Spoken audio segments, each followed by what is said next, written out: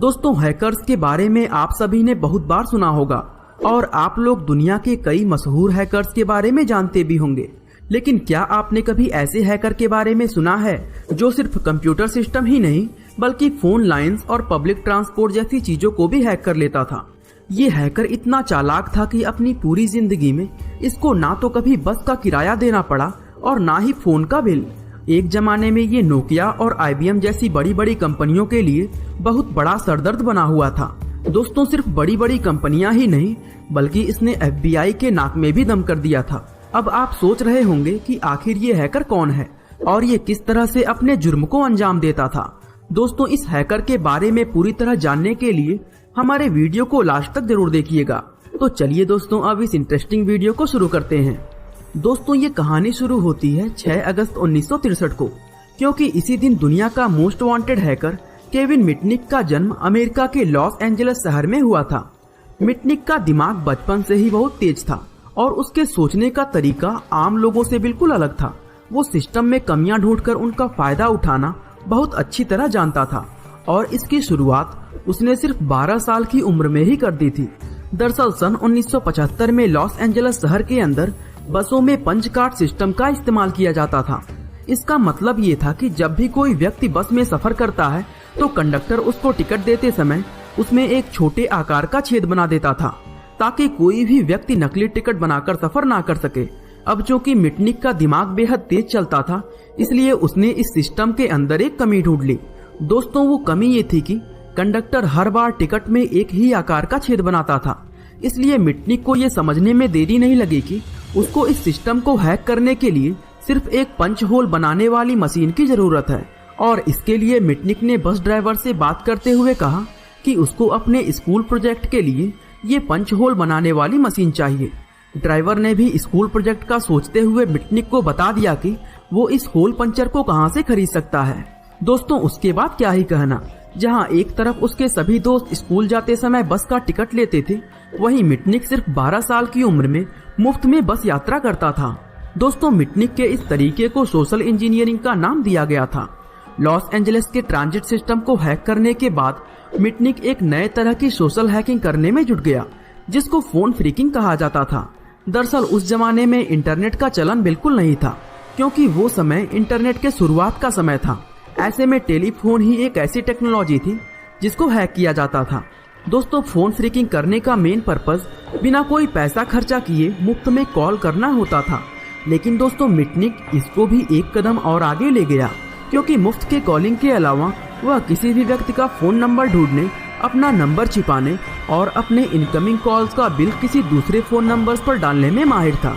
क्योंकि मिटनिक की उम्र काफी कम थी, इसलिए उसे इस बात का कोई अंदाजा नहीं था कि वो ये सब करके कानून का उल्लंघन कर रहा है। दोस्तों, वो किसी लालच में नहीं बल्कि मजे के लिए इस तरह के काम को करता था। एक बार मिटनिक ने अपने दोस्त लुइस के साथ मिलकर मैकडॉनल्ड्स का ड्राइव थ्रू स्पीकर हैक किया था, जिसकी मदद से वो अपनी कार में बैठे बैठे ही मैकडॉनल्ड्स पर खड़े वाहनों को किसी भी प्रकार के संदेश दे सकता था।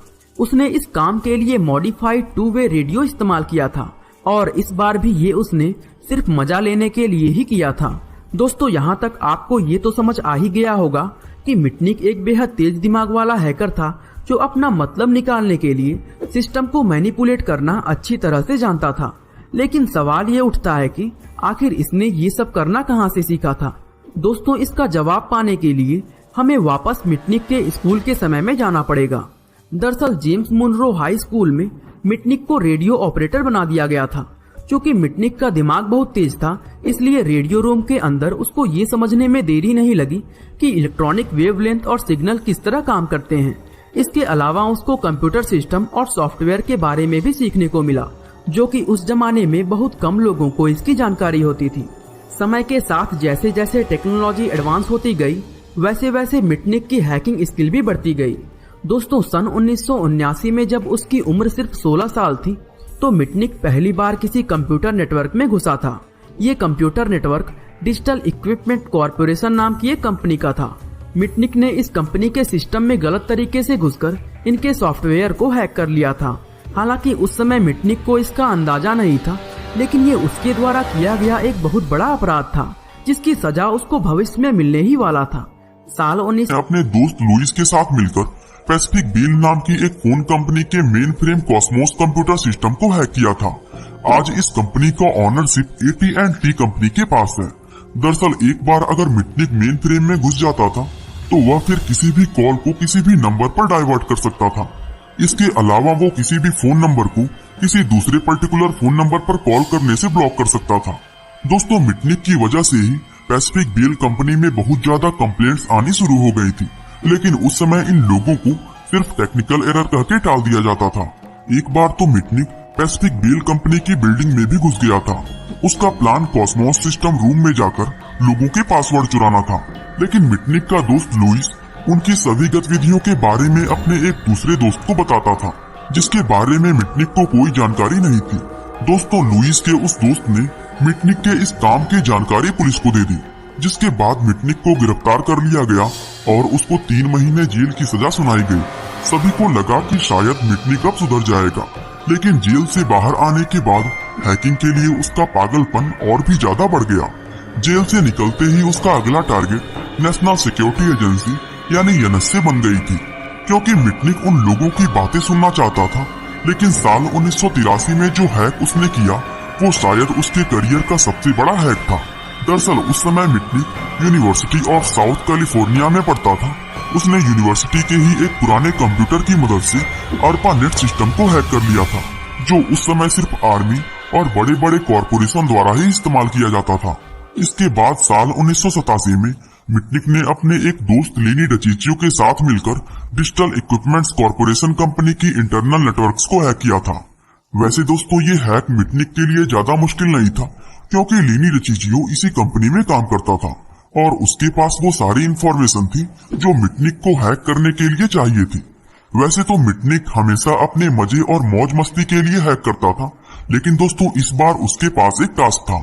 उसको VMS नाम के एक ऑपरेटिंग सिस्टम के सोर्स कोड को सीज करना था।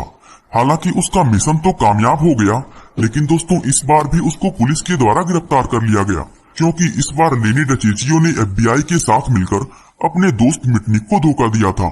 इस जुर्म के लिए मिटनिक को 2 साल की जेल और 6 महीने सुधार घर में बिताने की सजा दी गई। लेकिन दोस्तों, सबसे अजीब बात यह है कि मिटनिक यहाँ भी नहीं रुका। जेल से बाहर आने के बाद उसने अपना निशाना IBM, नोकिया और मोटोरोला जैसी बड़ी बड़ी कंपनियों को बनाया, जिसकी वजह से वो उस समय का सबसे बड़ा वांटेड हैकर बन गया था। और यहीं से उसके और FBI के बीच एक चूहे बिल्ली का खेल शुरू हुआ। FBI बार बार उसको गिरफ्तार करती और वो हर बार छूटने के बाद फिर किसी सिस्टम को हैक कर लेता।